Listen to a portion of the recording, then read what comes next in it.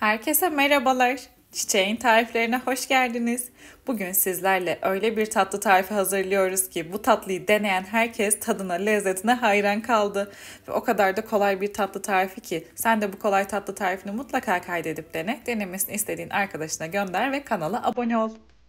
İlk olarak tatlının şerbetini hazırlayarak başlayalım. Bunun için 3,5 su bardağı su, 3 su bardağı toz şeker,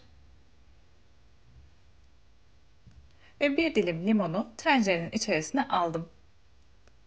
Karıştırarak toz şekerin erimesini sağlıyorum ve ardından şerbeti kaynamaya bırakıyorum. Şerbet kaynadıktan sonra şerbeti 5 dakika kaynatıyorum ve ardından altını kapatıp oda sıcaklığına gelinceye kadar soğutuyorum. Şimdi cevizli tatlının cevizini robottan geçirerek hazırlayalım. Ne çok ince olacak ne de çok kalın olacak şekilde ceviz içini hazırlamanız gerekiyor ki tatlı istediğimiz güzellikte olsun diye. O yüzden bu aşamayı da size göstermek istiyorum. Bu şekilde ince ama kül gibi bir incelikte değil. Böyle cevizi çekerek hazırlarsanız güzel olacak. Şimdi sıra geldi şerbetli tatlının hamurunu hazırlamaya. Bunun için 100 gram margarinin üzerinden yarım su bardağı ayçiçek yağı, 2 yemek kaşığı yoğurt, yarım su bardağı irmik, bir tane yumurta ve 1,5 yemek kaşığı üzüm sirkesi ekliyorum. Ve sıvı malzemeleri bir çırpma teli yardımıyla güzelce karıştırıyorum.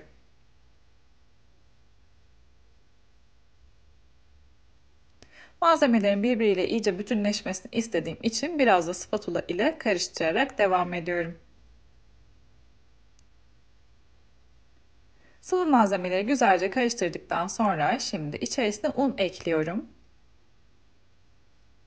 Bir paket hamur kabartma tozu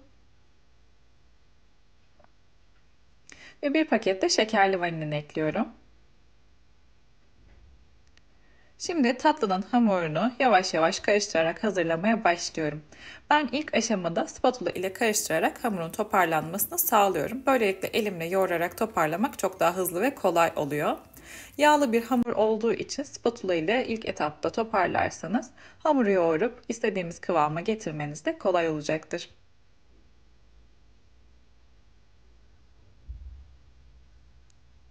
Hamur bu şekilde bayağı toparlandıktan sonra şimdi elimle yoğurmaya başlıyorum.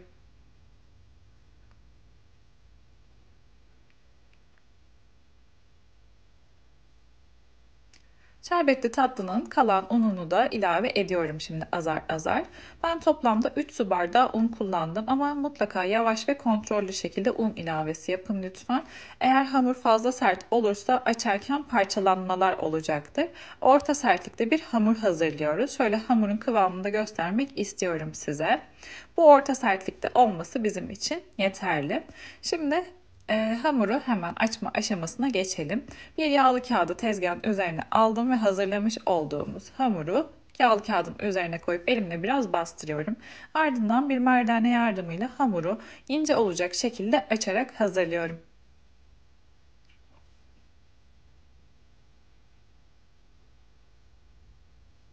Hamurun kenarlarında kalan bu şekilde düzensiz olan kısımları keserek çıkarıyorum. Bu çıkardığım hamur parçalarını da tekrar ikinci kez açıp yine aynı şekilde tatlımızı hazırlayacağız. Çıkardığım bu parçaları şimdilik kenara alıyorum. Hazırlamış olduğumuz ceviz içinden bol bol hamurun üzerine serpiyorum.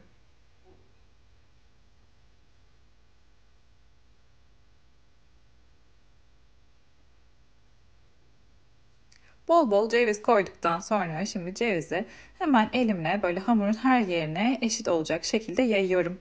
Ve ardından cevizin hamurla birazcık bütünleşmesini istediğim için elimle bastırıyorum. Çok fazla bastırmanıza gerek yok. Cevizlerin biraz hamurla bütünleşmesi yeterli. Çünkü sararken dökülmesini istemiyoruz. Cevizlerini de üzerinden bastırdıktan sonra 1-1,5 parmak eninde hamuru dilimleyerek hazırlıyorum.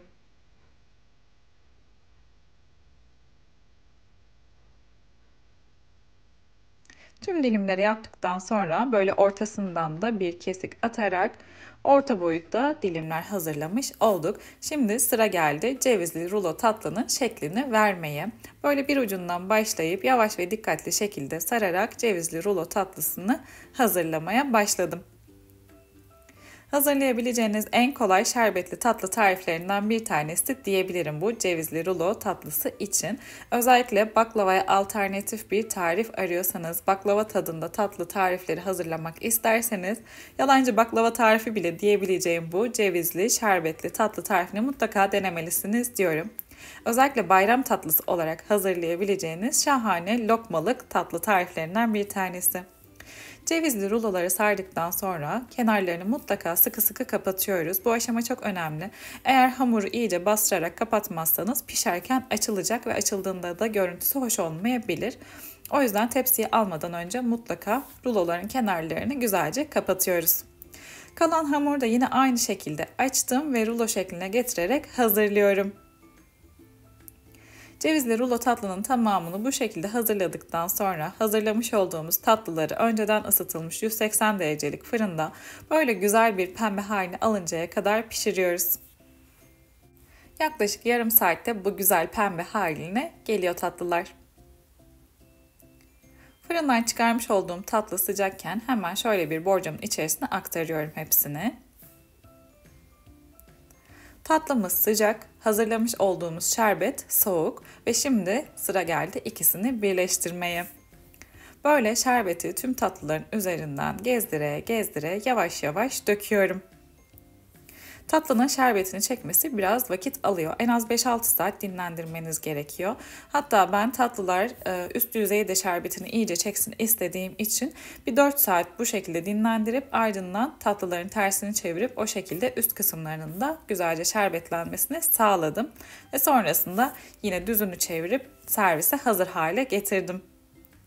Hemen şöyle size yakından da göstermek istiyorum. Neredeyse şerbetinin tamamını içine çok güzel bir şekilde çekti. Şerbetini çektikten sonraki renginin şahaneliğini de görüyorsunuz.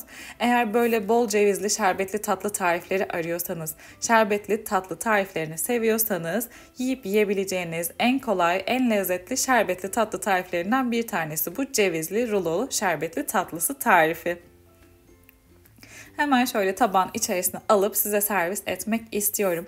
Kıyır kıyır şerbetli tatlılardan bir tanesi. Hamurunun dokusu asla bozulmuyor ve asla hamur olmuyor. Ne kadar şerbetini çekerse çeksin kıyır kıyır dokusu asla bozulmuyor. Özellikle bayram tatlısı tarifi arıyorsanız, kolay bayram tatlıları yapmak isterseniz mutlaka bu tatlı tarifini deneyin. Denedikten sonraki yorumlarınızı benimle paylaşın. Tarifi beğendiyseniz videoyu beğenip kanala abone olun. Yeni tariflerde görüşürüz. Hoşça kalın.